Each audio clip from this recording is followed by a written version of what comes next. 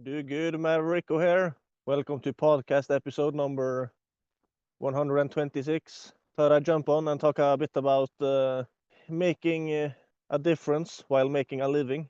You know, and by the way, I'm sorry if the audio and video quality is a bit bad because I'm outside for a walk.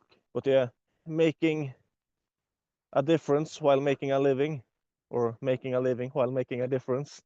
There's basically thousands of ways of doing that. So I'm not saying this is the only way, of course not. And it can be tricky. Historically speaking, there's a lot of professions that has been kind of seen as helping professions, like being a nurse or a doctor, things like that. And sometimes it's not that easy to. Sometimes it's not that easy to see what's really the most helping thing to do.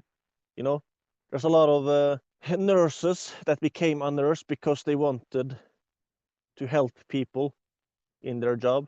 And looking back at especially the year 2020 to 2024, imagine all those nurses that were shooting experimental injections inside people that led to hundreds of millions of injuries and millions of deaths. Maybe they thought they were helping people, but they were actually doing the exact opposite. So sometimes it can be tricky. And also, of course, oftentimes professions and businesses that might be seen as really not be making that big of a difference, maybe they're actually doing a massive difference as well.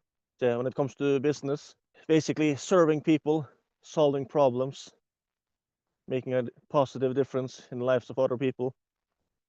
Yeah, of course, that should be the main focus. And what I have in mind when it comes to, and by the way, another example before I go on, there are some theories out there saying that plumbers might have saved more lives than doctors.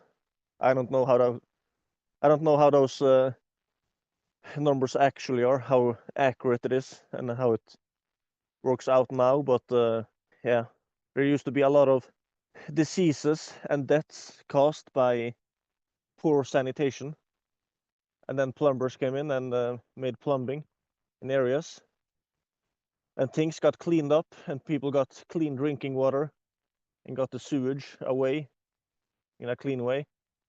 And in the big picture, it ended up saving a lot of lives and also improving a lot of lives. So yeah, this thing of making a difference while making a living, like I said, it can be kind of tricky.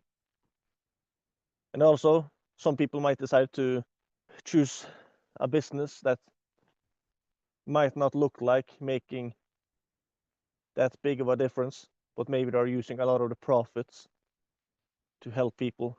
So yeah, a lot of ways to go about this. But yeah, what I had in mind today was paid communities.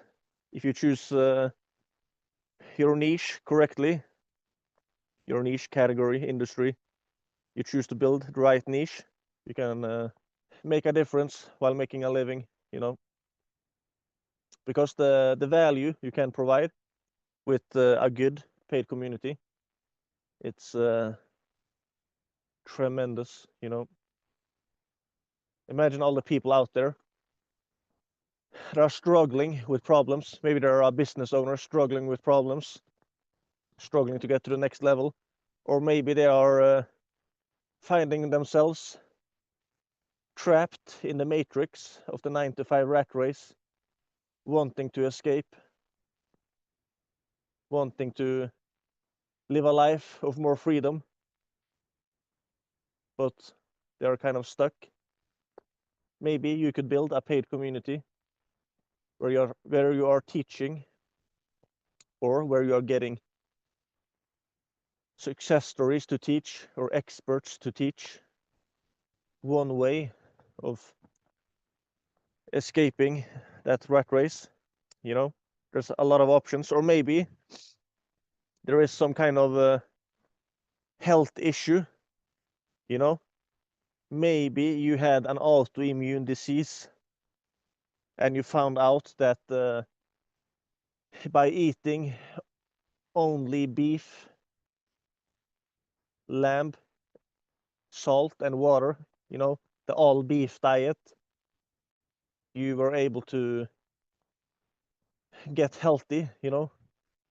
Maybe that's something that you were able to do. And maybe you could build a paid community where you're teaching other people about that same thing, you know. Like Michaela Peterson, the daughter of Jordan Peterson, she used to have chronic fatigue syndrome, you know, an autoimmune disorder or autoimmune disease. And also, what's it called? She had a bunch of skin problems and also arthritis for young people, teenage arthritis, something like that. She had a bunch of health issues. And in her case, she was able to become healthy with the all beef diet. Basically, I think it was beef, bison, lamb, salt, and water. So yeah. So I'm just taking that as an example. Maybe if someone found that diet to work for them, maybe they could build a paid community around that where they're teaching other people about that. Or maybe that's not the best example. Maybe you know, a paid community is not always the solution. Maybe a book would be better. But we are talking about food, and changing a diet can be hard and people tend to fall off. So maybe you could have a paid community with accountability partners, video calls, advice, stuff like that. But yeah, in general, I think paid communities should be about something where people have some kind of recurring problem or recurring challenge or recurring need, recurring desire, some kind of recurring reason for people to stay a member long term, you know. And if you think about it that way and you combine it with a great need, a great problem that needs to be solved, you can make a living while also making a difference, you know. And like I said, of course, this is absolutely not the only way to do it, but it can be a very rewarding way to make a living, you know.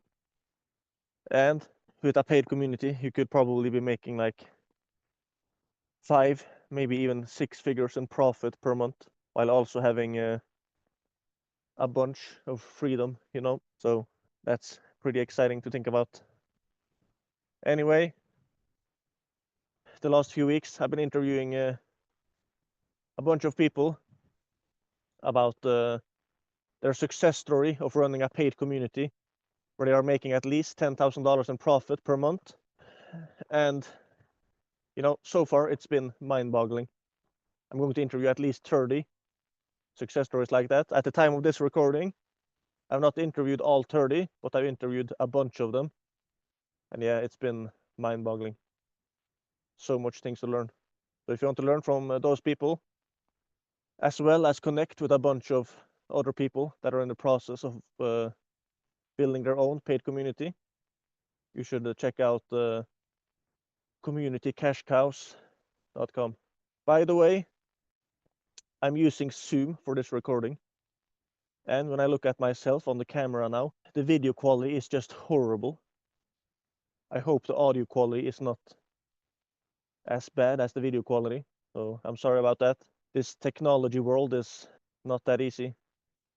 Here we are in the year 2025 and recording a simple video and audio is a massive challenge. Absolutely mind-boggling. You know, a few decades ago, people were daydreaming about us flying around in driving cars, driving around and flying cars by now. But here we are, struggling to make a video. Mind-boggling. Anyway, enough about me ranting about this technology stuff. Check out communitycashcows.com. Take care and God bless.